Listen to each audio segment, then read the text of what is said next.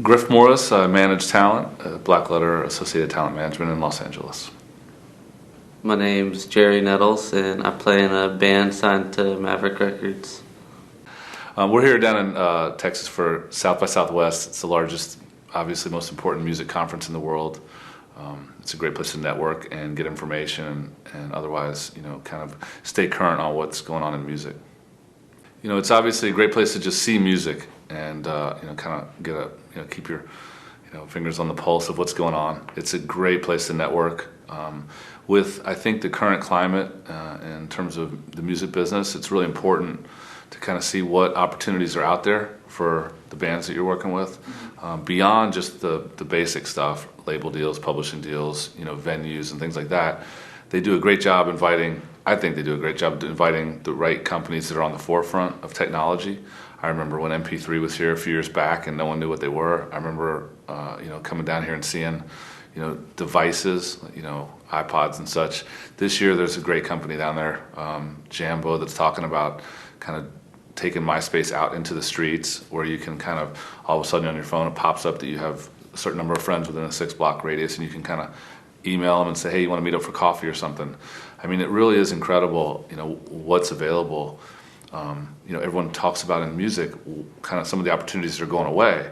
But this conference is a place where I've always found that you can kind of see what opportunities are on the horizon, and it's a great place to go measure those and kind of introduce yourself directly to the people that run those companies.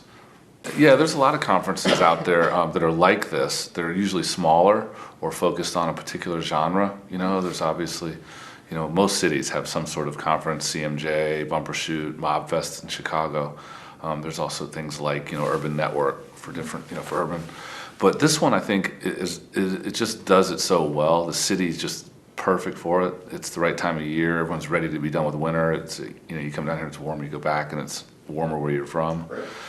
But the way the city is, with the clubs just next to each other, the way the conference obviously works with the city, so that the venues are kind of it's just well organized, and they've got the name at this point, so they get the top echelon of people. I mean, Morrissey, Neil Young, Jonathan Demme, like those are the panelists or the speakers, and it's like that every year. Mm-hmm. Yeah, this is my first manager, but we actually came out to LA for a few weeks, and we're just looking for some management, and we planned on having a few more meetings, and we actually did.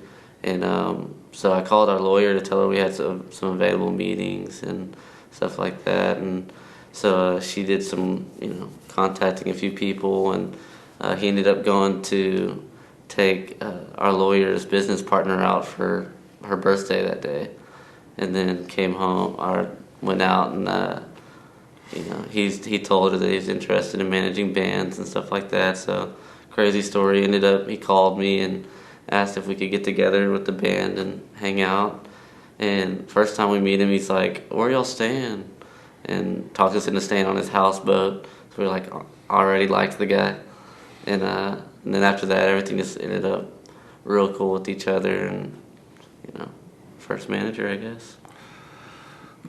It's pretty much what happened. I mean, obviously, but I think what I can offer to it a little different perspective is, I went to law school, got an MBA. I spent my first years, started an organization called Lawyers for the Arts in Atlanta. It was a not-for-profit that helped artists with their legal issues, and then worked for the Grammy organization for 9 years. Different positions. Ended up as vice president over the foundations. But I've helped a lot of artists, and I've worked through the American Bar Association and speaking to schools. I've probably spoken at 25 law schools and different art schools and stuff.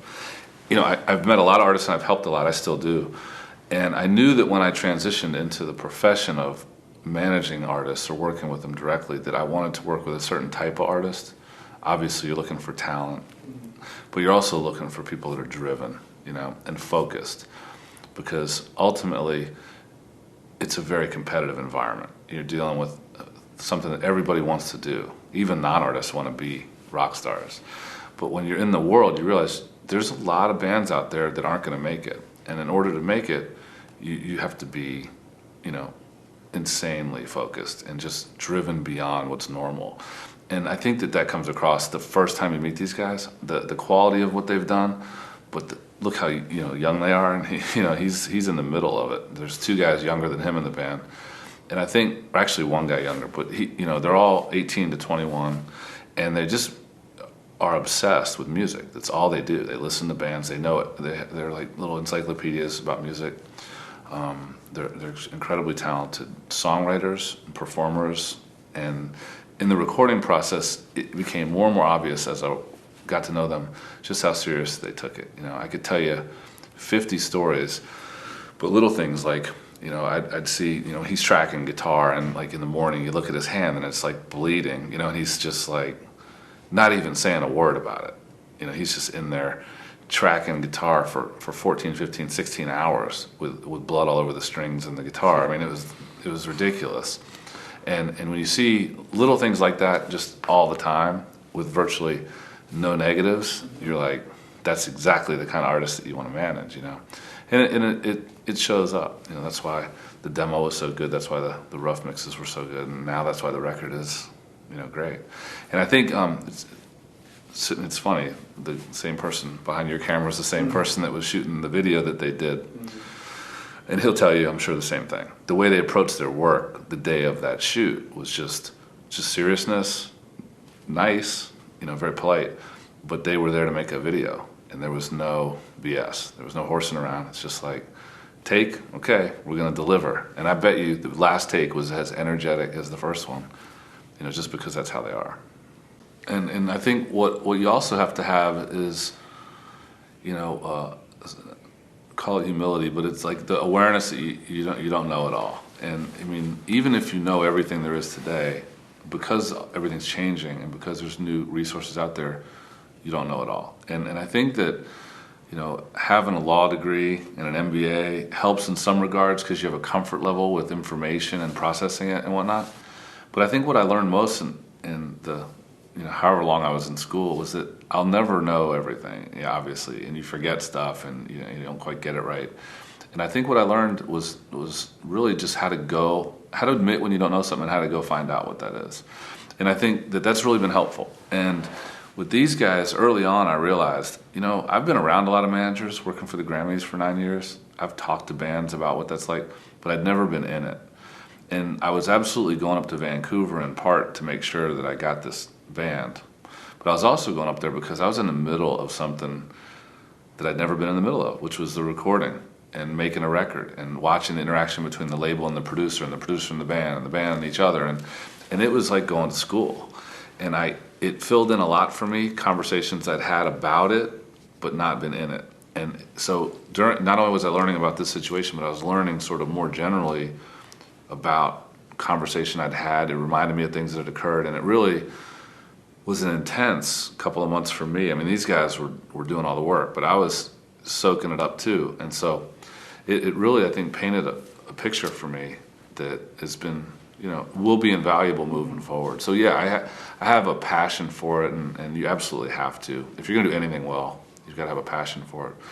But it was not like I was just going up there to hang out and have fun. And it was really to kind of absorb. Early on, I knew that I didn't want to be a traditional, lawyer or traditional business person. I wasn't sure exactly what I was going to do, but I sort of came upon the idea of a not-for-profit about halfway through the graduate programs. And I realized that even though you're investing a lot of money in your education and whatnot, that there are legitimate, successful careers to be had in public service. So I was doing things like working at theater companies and venues that had music and stuff through law school. And, I was very serious about my education, but I also was serious about what I was learning outside of school. And as soon as I got out, I went to San Francisco and worked at Lawyers for the Arts and just learned what it was like to public service, to be, around creative people. And I knew that I was going to do that forever. I knew that I would always be helping people. I went to school to kind of have the tools in my toolbox to help the underdog, and the underdog that I sort of was drawn to right away were artists, and helping them. It was in an era where there were a lot of artists that were getting screwed over by the man, Andre Serrano, a perfect example. I remember the whole thing with Piss Christ and this piece of art that, portrayed the crucifix in urine, and then the museum got closed, or they lost their funding, I should say, from the NEA.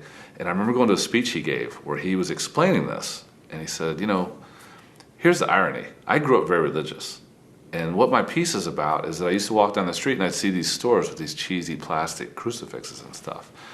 And when I dropped it in water, it bubbled as if it was actually drowning. So it was a comment for me about how my Sundays with my family having dinner and talking about religion were really religion. But these cheap icons and things in the stores were just that. And when I did this to it, and it actually drowned with the bubbles, as when you drop plastic into something, you see that. He's like, to me, that was a very pro-religious statement. It was about religion's not this cheap imagery. It's really what you feel inside. So anyway, the point is, that's art.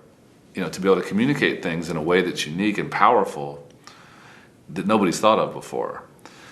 And to think that the whole religious community missed that and came out against it and blew the opportunity to kind of talk about this made me realize, that artists have so many things to say. And if they're shut down, censored, their ideas are stolen via, not protecting them properly with copyright or contracts if galleries can rip them off and stuff. And I just realized how important this was. And that's kind of the thing, that's my muse. And my muse has been helping artists. So I did it through organizations, Lawyers for the Arts and the Grammys and whatnot. Grammys are very active other than the awards. And it was really fun, Grammy Camp and Music Cares, this charity that helps artists with drugs, all these things. And I did this for almost 15 years.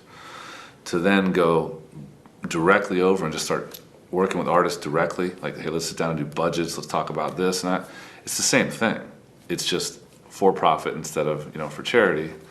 And it's also much more direct and immediate. When we talk about album titles or whether to do a soundtrack because they might shoot a video, and these things it's just much more immediate, but it's the same thing. I love working with artists because they experience things and do things that other people just don't. And they, they sort of report back in, say, these are common human experiences. Let's do it to a killer track. And everyone feels it differently.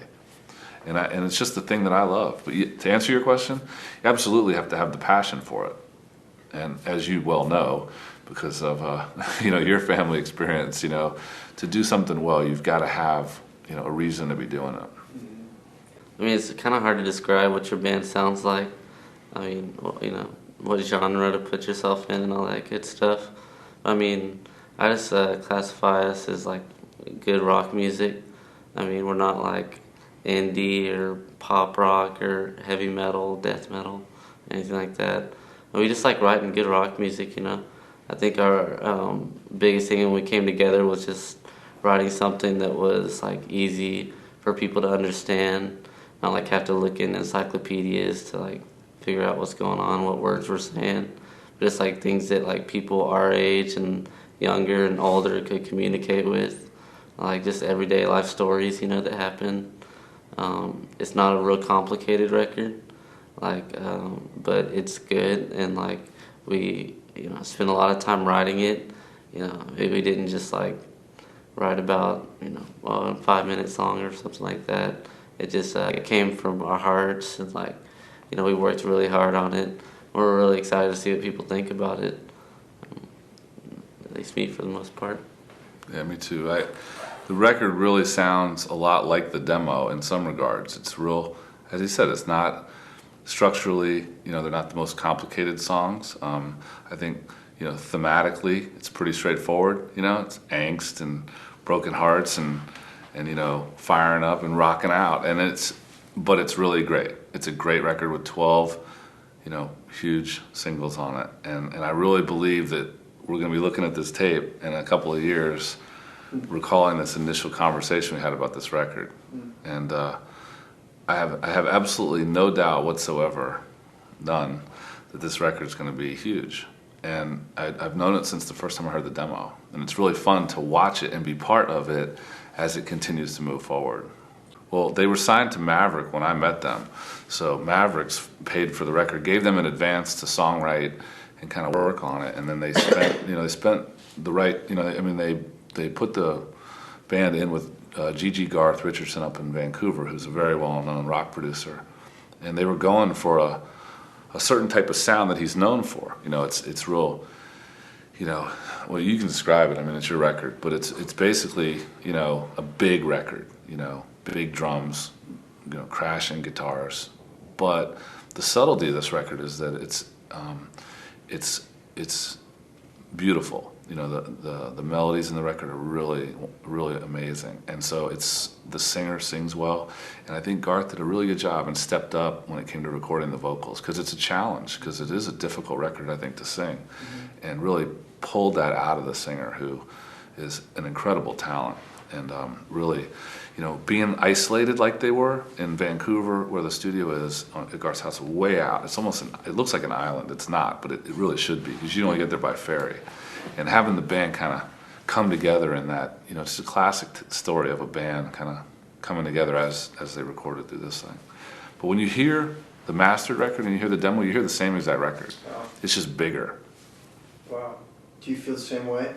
Yeah, I mean, like, I was kind of a little bit nervous going up there because first record, first big producer, you know, first engineer, like, you know, all that good stuff. So, I mean, we were a little bit nervous, especially about pre-production, you know, seeing how much he was going to try to change us and stuff like that. Whenever we made it very clear, you know, what we were going for, and that, like, this is the band, like, these are the songs, you know. But we got up there and, you know, like, Garth got in there and taught to us and was like, man, you guys write great songs. I'm just going to help you, you know, sonically, you know, make it better, like, make it bigger, like, just, you know, make this record huge. And, you know, like, of course you expect a producer to say this record's going to be huge, or an engineer or somebody to say that, but I'm extremely happy with it. You know, Garth Richardson, Dean Marr, Ben Kaplan, you know, all those guys out at the farm. Mike Frazier, the guy that mixed it. I mean, they're great guys to work with. Like, not only was it fun, but, like, they actually cared about us, it seemed like. At least they're good actors. But, like, I mean, they're great guys, and, I mean, I would love to do it again, you know, replay. It was fun. I mean, a lot of my friends keep asking me, you know, like, how did you do it? What should we do? It's kind of hard to explain. Like, we really just, all we did was, like I said, we tried to write good songs. I mean, we didn't really play a lot of shows. I mean, we built a good following pretty fast in Houston. I mean, there's no right way to do it, or everybody would do the same thing. So we just got blessed. It was awesome, fast. But I'll just speak to that real quick. I mean, they're blessed in a certain way. I mean, when you hear the demo, and go back to Maverick, you know, Scott's a fun guy, but he's also got a good ear. And I think what he heard and what everyone hears is that this band's different. You know, individually they're special, but together it's just really unique and sounds great. And I think from talking to Scott a little bit, and why I think Maverick's a good label, is just they heard that, and they've got enough of a roster to where it's very beneficial to the band. You know, the connections that they make from the Deftones and Story of the Year and some of these bands that are signed to Maverick obviously help a band like this, or will help a band like this at the right time. You know, their approach to this band, I think, is smart, which is to really make the band kind of earn it. They're not giving them everything they need right now and beyond. They're giving them, you know, what they need to, like, do it for themselves, kind of. And in one sense, they've said things like, you know, pretend like we're not here. Then it's not that extreme. They give them tour budgets, and they paid for the record, and they allowed them to do an EP to kind of help pay for things along the way. So they're doing things without sort of, you know, acting like they're doing everything. And I think it's really important, because I've watched these guys mature in 5 months. They wouldn't have matured as quickly, you know, if they had been given too much. They'd be way too soft, and, you know, they'd be too comfortable. And right now you see them coming together and getting tighter and getting, you know, more like actual working musicians, just because they're not handed everything. And I think it's really important, and I think it's the intent of Maverick. You know, they know what they're doing, and they're not doing it just because they don't want to be involved. They're doing it because they know the band needs this. Mm-hmm. And they talk about it in meetings. You know, we discuss the strategy of this. But I think that Maverick's a good label because it's not too big, because when you get signed to them, everyone on the staff's aware of you. when they come to town, you see other people from the staff, whether it be from the promotion side or from the A&R side, no matter where they are in the pecking order, they show up at shows. I mean, one of the guys was helping them load out at the last show, is carrying their gear, Scott's assistant Sean. I mean, it's amazing to see that. It's the kind of label. I'm not sure how that would go down at most labels, but I don't think you'd see it as much. So we're actually really thrilled with the home. And I wasn't part of the original deal. I've kind of come to learn what this is like with Maverick, and I'm so glad they signed with them. We took a lot of meetings with a lot of managers, a lot of producers, a lot of lawyers, stuff like that. And the reason wasn't because they were just trying, to make opportunities for us to meet people. It's just because we met people and it didn't happen. Luckily enough, we know we're friends with the guys in Spoken. They signed a Tooth and Nail, and they did a record with Garth Richardson, and we're really good friends with those guys. So we were kind of able to get some information about him, and he was the only guy that we didn't need to meet before we agreed to do the record with him. We had a good feeling about it. We were ready to do the record. With Griff, on the other hand, it just happened. We felt great. Every questions, all the millions of questions we had for him, and why we should work together and all that stuff. He answered them, and not only that, but we didn't want the suit and tie, oh, jury, whatever. Somebody we can hang out with and have fun with and talk to as a friend. It's also on a business level, and we feel like we can do that with everybody that we've worked with so far. So this guy's crazy. He's so much fun. I don't know how many times he came out to Vancouver when we haven't even signed the management deal yet, just to come out there and hang out and give us advice. I've been doing all the business and everything since we started, and I'm only 19, so I'm open for tons and tons of mistakes, tons. But he gave me lots of good advice whenever we didn't have a deal. And we just saw that if someone was willing to invest that much time and effort and all that good stuff into somebody that wasn't signing a deal, weren't giving him a timeline or anything, that we would be ready for management. He kept going, and we saw that he wanted it, and we really did too. And he just put lots of effort in whenever we weren't giving any back, wasn't signing the deal or anything. So we were lucky to find him. There was a lot of thought that went behind it. We had a few different offers from a few different record labels. One was an indie label, and two of them were majors. And we thought a lot about it, especially when it came down to hey, you guys need to move on something, But we ended up going with Maverick because we saw they have a lot of bands that we like on there, and we kind of liked how they went about breaking them, and a few other things about Maverick that we really liked, and it really wasn't a hard decision to go with them. We're happy with them. They've hooked us up with a great producer, like I already talked about. The record was so much fun making. They had a big part in doing that. Scott Austin's a fun guy. Seems to care about the record. So I'm happy that we went with them. It was fun, good decision. How'd they find you? Actually, we were only a band for 6 months when we got a deal. Everything happened really fast.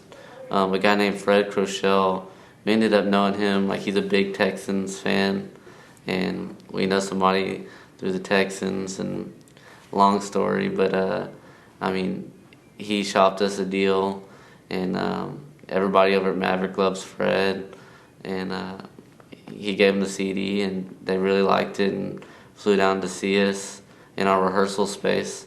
We only had 4 songs, 6 songs actually. We only had 6 songs, and we played them for them, and the next day they sent the deal over. So, here recently we had a chance to be on the Hills Have Eyes movie. So we're gonna be on the soundtrack, and we had a music video done for it. So that's really cool. We've also have some cool festivals coming up. We have, Cornerstone, Summerfest, Mobfest. Like we're gonna go on tour with a couple Tooth and Nail artists. Starting from the bottom, going up, like Griff mentioned earlier. We also we're good friends with the band from Houston called Morningside Drive. We can bring those guys out with us. We're just excited to get out on the road for sure.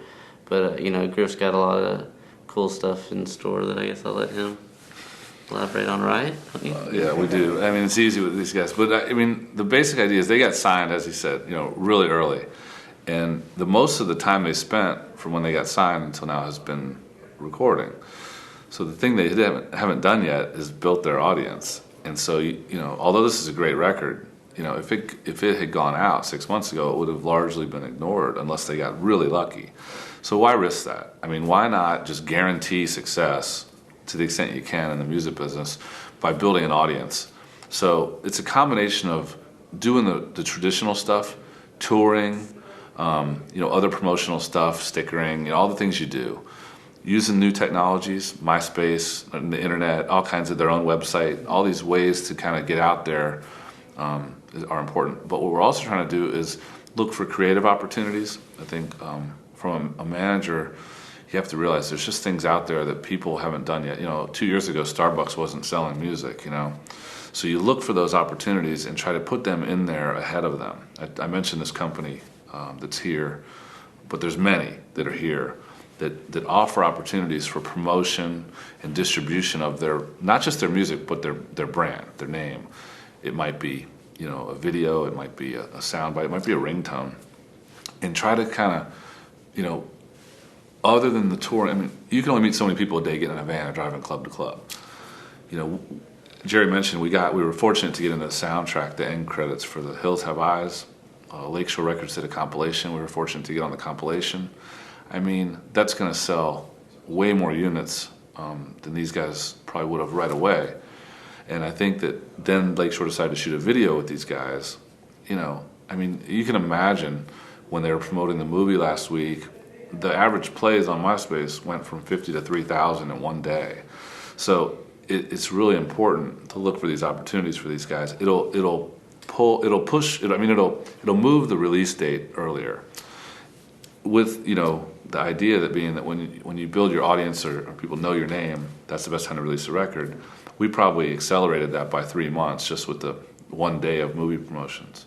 The soundtrack will do the same, the DVD will do the same, and pretty soon we're looking at a release date, probably September, October. So ahead of that, we're trying to get the biggest audiences we can.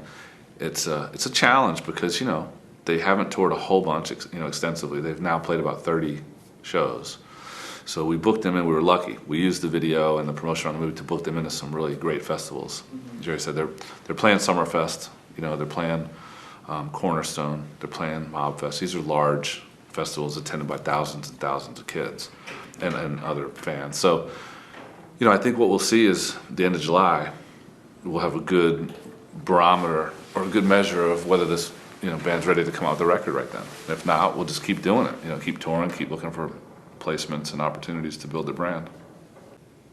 You hear the word competent a lot when you talk about managers. Are they competent managers? So I think you have to kind of lay the groundwork for that. Like, what is competence going to be? For me, you have to understand the music business. So you would read like Don Passman's book. But I think you have to build your network among labels, among agents, among venues. You have to build your knowledge. What is a publishing deal? What's the difference between co-publishing and all this kind of information? And then I think you have to look at the the industry as a whole and kind of understand trends and kind of whatever. And then that's all business. You should also know something about music a little bit because it's really hard to evaluate. Every client that walks in or potential client isn't going to be the same. So how to know whether to sign this band or whether they're the right fit for you depends on how you see them and yourself and what your strengths are going to be. And there are definitely artists that are going to be successful that I just wouldn't be the right manager for because the things I can deliver aren't the things that are going to be good for them. And I think as a manager, you have to, it's not just like, but it is business. So you have to kind of understand what you're good at and whether that's a good fit for that artist. like I said before, it's kind of hard to tell people the right way to like go about doing this whenever obviously there is no right way. I mean, the only advice I would have is just to like, I mean, you know, be smart, like have some knowledge behind your thinking, and you know, like in marketing yourself, whether it's in your hometown or touring, you know, whatever you're doing, like you know, just be smart and like rethink every decision you make. I mean, try your hardest. Like if you're gonna do it, then like do it. Um, you know, like just like I said, be smart about what you do is the main thing.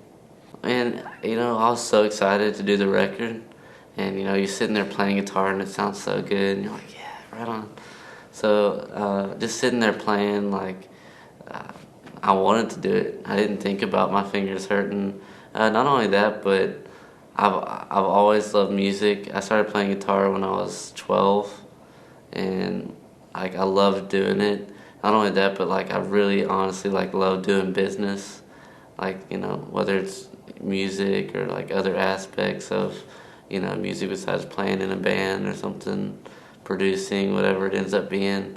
Like I just honestly love like the different aspects of music, and you know, being around business and stuff like that. So like I really like I'm a focused person, or at least I try to be, and like that didn't come hard to me playing guitar like that. It doesn't come hard to me like wanting to learn the right way to go about doing things. And you know, like I said, my advice was to be smart. I try to be smart, and I mean, like I'm just a motivated person.